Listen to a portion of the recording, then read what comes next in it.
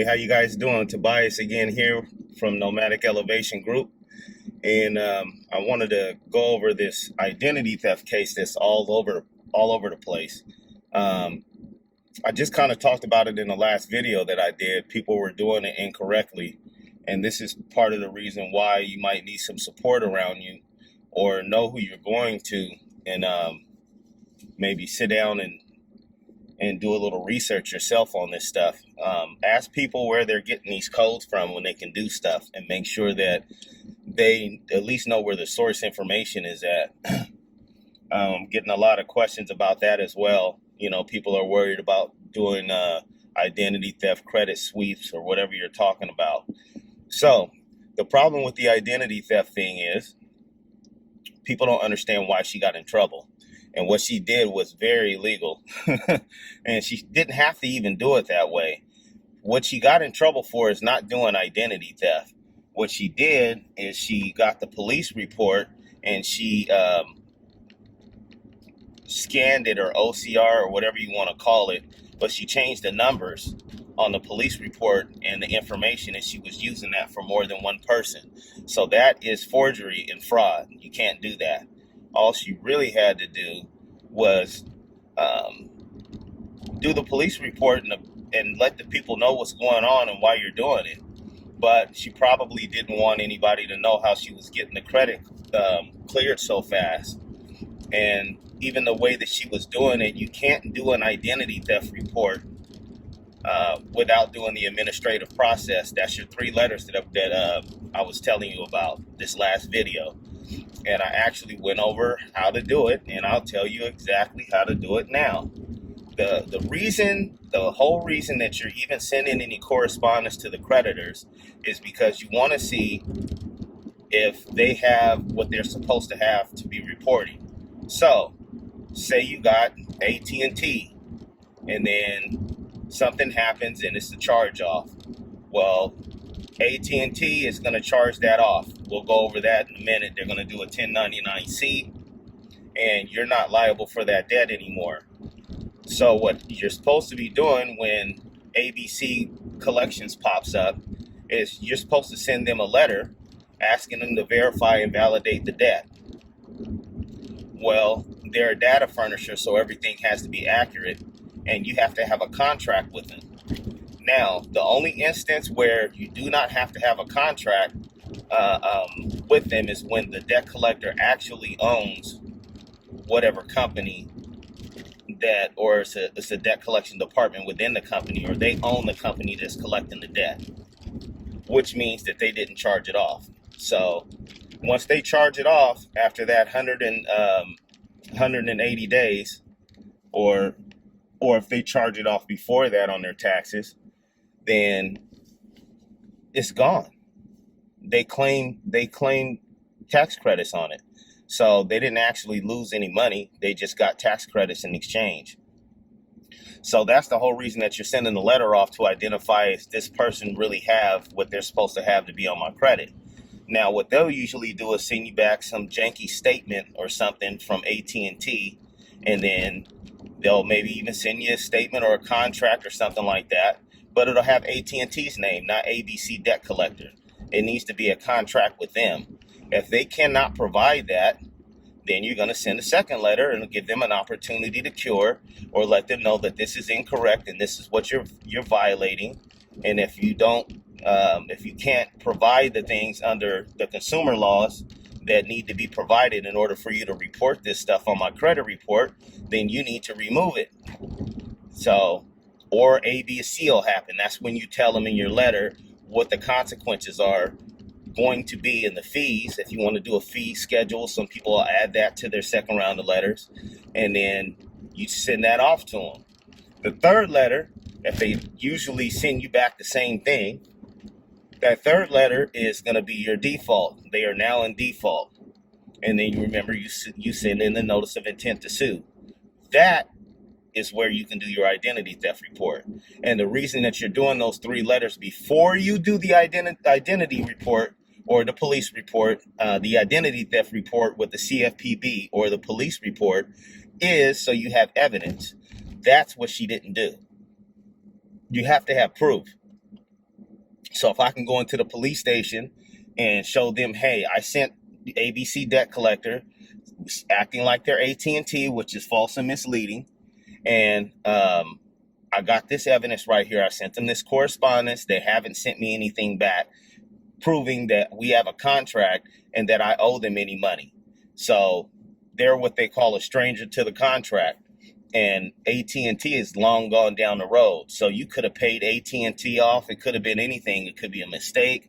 Whatever the circumstance is, if the company that is calling you does not have or corresponding with you cannot provide proof that they can have your non-private public information,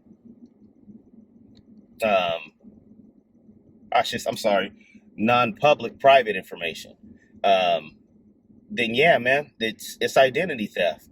I can't have your information and just be walking around with it and saying, knock on the door and say you owe me money. If I knock on the door right now and say, hey, man, yeah, my name is Tobias. I'm from Noematic Elevation Group. Yeah, man, you owe me like $10,000. Your natural thing is going to be like, well, what contract did we have? What services did you provide for me? Did we do any business at all together? Oh, no, man, I got it from your neighbor. You owed your neighbor $10,000, and then I went and bought it from him.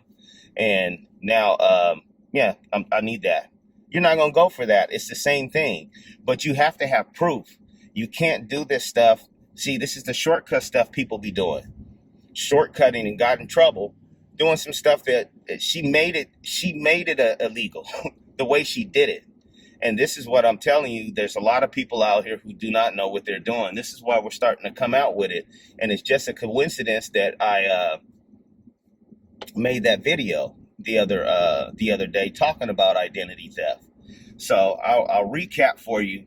If you are going to do identity theft and somebody can't prove it, you need to have 3 rounds of letters. You need to have a letter corresponding with them when you found it on your credit or they sent you something in the mail. You need to give them an opportunity to cure.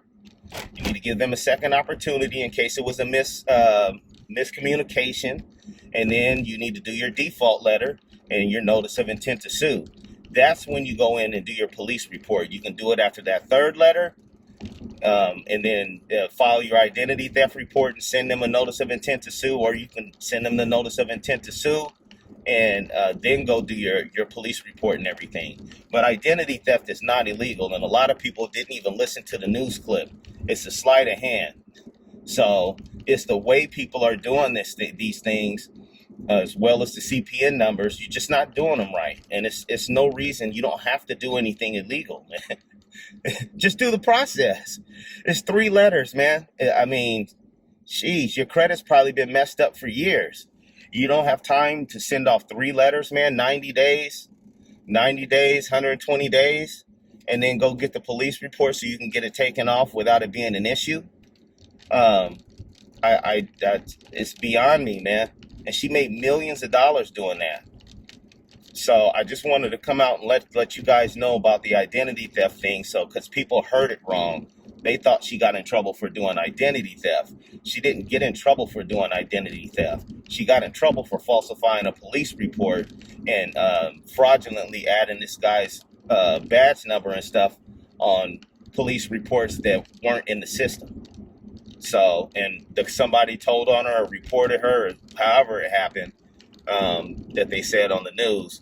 But that's why she got in trouble. It wasn't the identity theft thing that got her in trouble. But if you can't prove that we have a contract and you got my private information and I didn't give you any express consent to have it, that's identity theft, period. And then also another thing that you guys aren't up on, if they did say that they purchased it from somebody, then they have to show you the purchase agreement. There's some things in that purchase agreement that will let you know. I don't want to give that part away because we use that, but there's some things in that purchase agreement that'll get the stuff off your credit like right away. But they're not going to give it to you because they know that that's in there.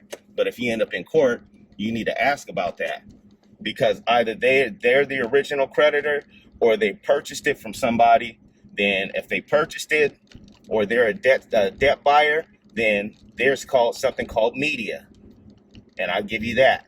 And in that media is supposed to be all of your paperwork so that account can be validated and verified. Well, there's also a sales contract in there.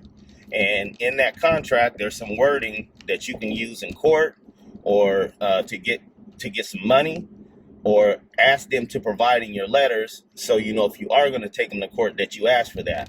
And remember, court is not the building. Court is in the paperwork. So as soon as you start corresponding with somebody, you are now in court.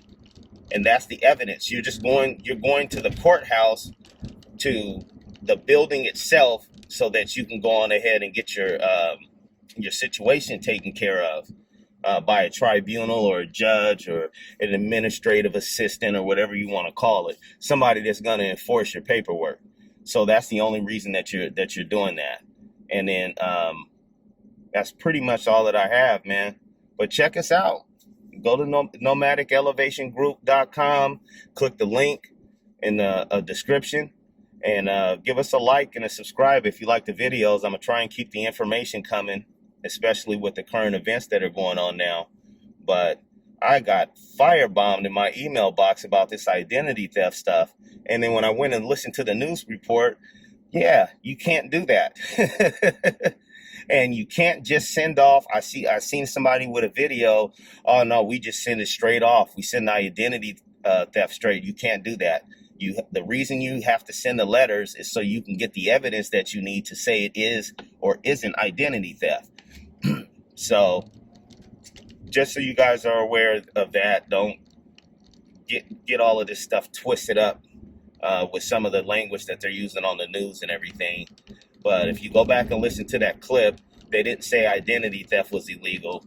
They said what she did was illegal with the police reports, and that's what got her put in jail. So, and that's not worth it. The shortcuts is not worth it, man.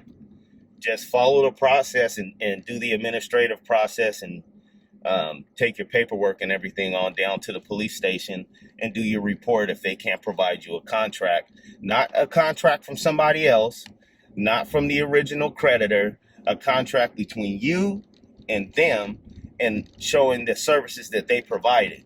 So they shouldn't even, if they can't provide that, they shouldn't even have your information. Hey, you know what kind of penalty it is for you to have somebody's personal information, especially in banking and financing?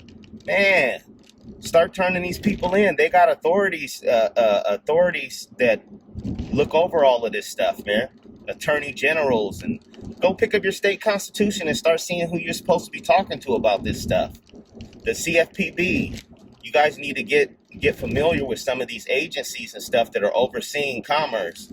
There's stuff that you can and can't do, and that's one of them. You can't do that.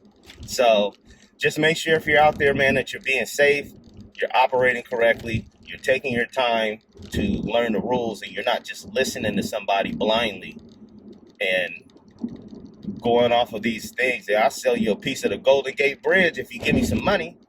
You know what I mean? So they got people out here that are scamming, man, and you guys need to be wary of that and kind of maybe sit back and study. And if you don't want to do that, then go find somebody reputable that can show you proof that they do these things.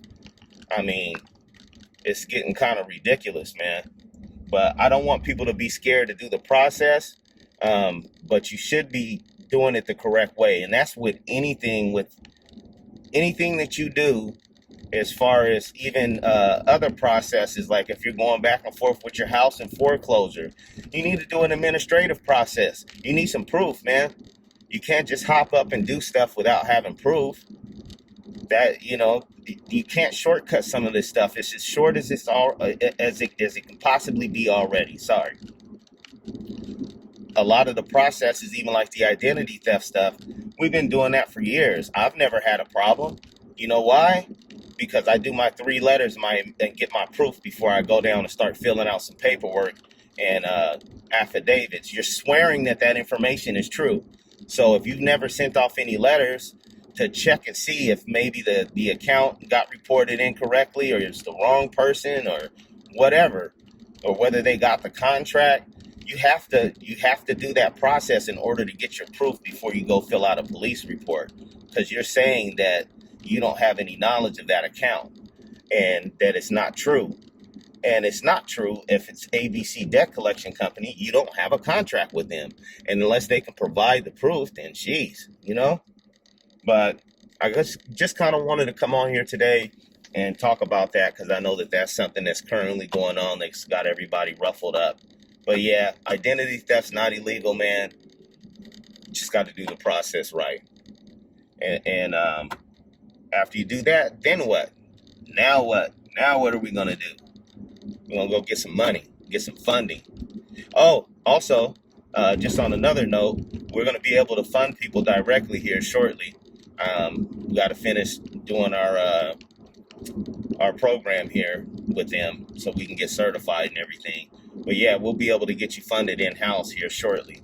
So for all of you guys that have been waiting for that, I wanted to come on and announce that as well. So be on the lookout for that. But till the next time, Tobias from Noematic Elevation Group out, man. You guys have a good day. Be safe out there and stay on your grind.